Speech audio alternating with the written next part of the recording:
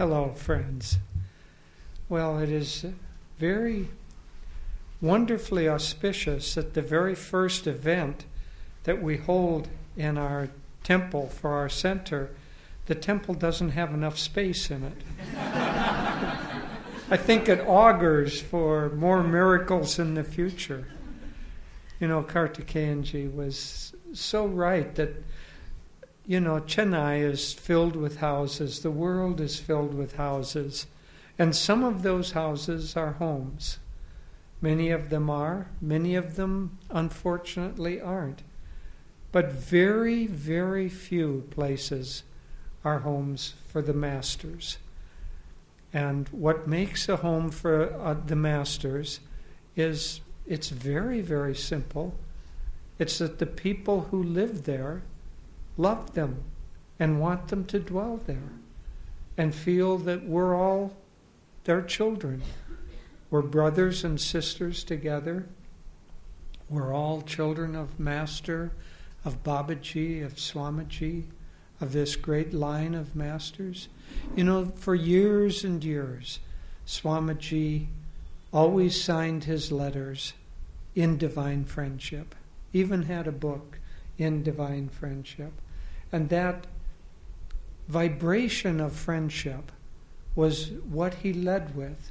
As Kartikeyanji said, he was a great soul, a genius on more than one level, a great speaker, a great writer, a great composer.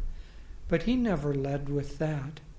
He never, among a group of people or among a small group of people, he never led with, "Oh, aren't I so great and shouldn't you be in awe of me?" It was always divine friendship. And that divine friendship, of course, came from Master, because that's what Master led with. But Ananda is, I don't know that it's a unique organization. I haven't traveled to many, many organizations. But it's unique among the organizations that I've seen in that it isn't really an organization. It's really a family, an extended family. When Devi and I come to India, all over, we go to different centers around the world, we always feel that Ananda is built on being a group of people who feel like a family. But I must say, among all the places that we visit, I think in Chennai, that feeling of family is among the strongest. It just feels like we enjoy each other, we like each other. But more than just outward liking, because I grew up right next to a huge park. And that park on Sundays was used for picnics. And so there would sometimes be big family gatherings where all the sisters and brothers and cousins and uncles and nephews, and there would be 50, 75 people would come, and they would all be enjoying things. I must tell a little tale on myself that we were young and a little bit naughty. And so when we would see those great big gatherings, we would just walk across the street, my brother and I and a few of our friends from the neighborhood. We'd walk across the street and mingle in with everybody and get a piece of cake. So even when I was 6 or 7, I was kind of joining in families. That's continued my whole life here. But why not? I mean, I know that for all of you, I could walk into your home and grab a piece of cake and you wouldn't mind. They probably knew that we didn't belong to their clan, but they were probably a little bit bemused by the audacity of these rascals, But that's the way God is. He just sees us all as His family, all as His children, and He loves us. Master and Swamiji, Master said there are 8 qualities of God.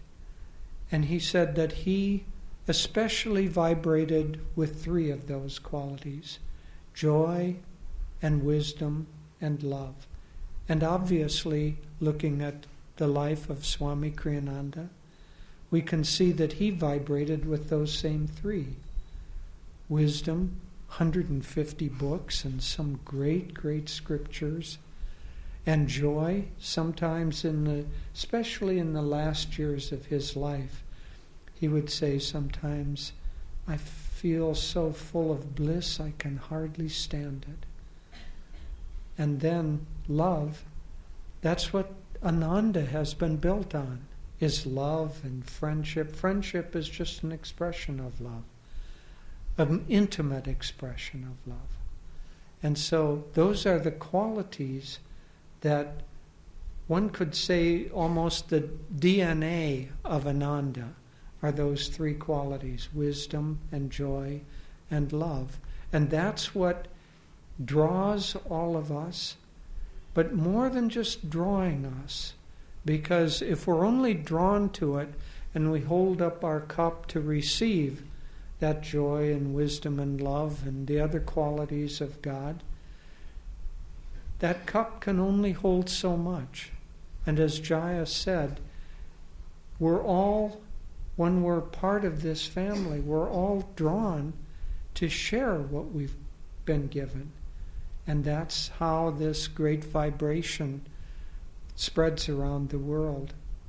Master said that every individual mind is like a radio that receives and sends.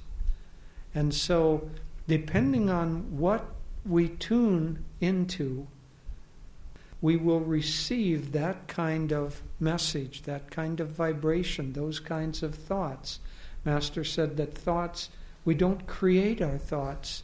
They're not individually rooted, but they're rooted in God's consciousness. And according to where our station is tuned into, we will receive. And if we have our dial way down at the low end of the spectrum, we'll receive thoughts of anger and hatred and violence and all of the problems that we see loosed into the world. But if we tune our radio station at a higher level, we'll feel pleasantness and joy and happiness. And if we can tune our radio station at the highest level, then we begin to feel God's actual presence. And that's what this center is. That's what it's built for. It's Master's home, it's Swamiji's home, it's Babaji's home. And when we dwell here, when we come here and meditate, or we come and we serve in the kitchen, or we greet people, or we do... Chennai has the best flower arrangements.